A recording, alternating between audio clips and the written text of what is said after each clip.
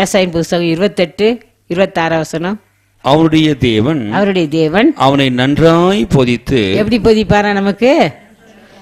அவருடைய தேவன் நன்றாய் போதித்து அவனை உணர்த்துகிறார். அவரை உணர்த்துவார், நன்றாய் போதிப்பார். நம்ம எப்படி செய்யணும், என்ன செய்யணும்? கண்டிக்கிற இடத்துல கண்டிப்பார், திட்டுற இடத்துல திட்டுவார், அன்பா பேசுற இடத்துல மகிழ்ச்சியோட பேசுவார். அவருடைய தேவன் நன்றாய் போதிக்கிற தேவன்.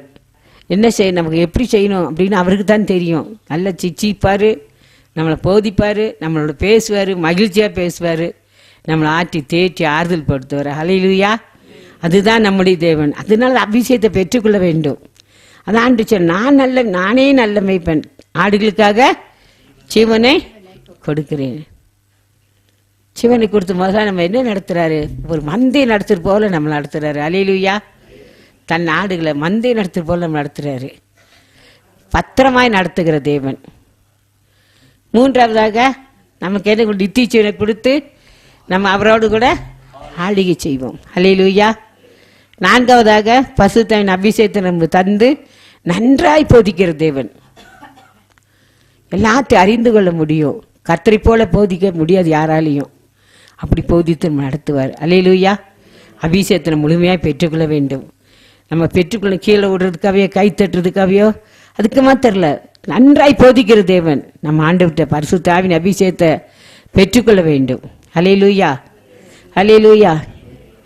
கடைசியாக கர்த்தர் என்ன செய்றாரா? சங்கீத புஸ்தகம் 23:6 என் ஜீவனுள்ள நாளெல்லாம் நன்மையும் கிருபையும் என்னை தொடரும். நன்மையும் கிருபையும் என்னை தொடரும். நான் கர்த்தருடைய வீட்டிலே நீடித்த நாட்களாய் நிலைத்திருப்பேன். நம்ம எங்க நீடித்த நாள் நிலைத்திருக்க முடியும்? கர்த்தருடைய வீட்டிலே. இந்த உலகத்துல எத்தனை வீடு மேல வீடு கட்டினாலும், மாடி மேல மாடி மாடி மேல மாடி கட்டினாலும் இது கொஞ்ச நாள் தான். நம்ம எங்க தான் நீடித்த நாள் நிலைத்திருக்க முடியும்? கர்த்தருடைய வீட்டிலே நீடித்த நாட்களாக நிலைத்திருக்கணும். அப்போ அதுக்கு வேண்டிய தகுதியை நமக்கு வேணும், ஆண்டவர்கிட்ட பெற்றுக்கொள்ளணும். நீடித்த நாட்களாக நிலைத்திருக்கணும் சொல்லி அந்த அளவுக்கு நமக்கு தகுதி நமக்கு வேணும், பெற்றுக்கொள்ளணும்.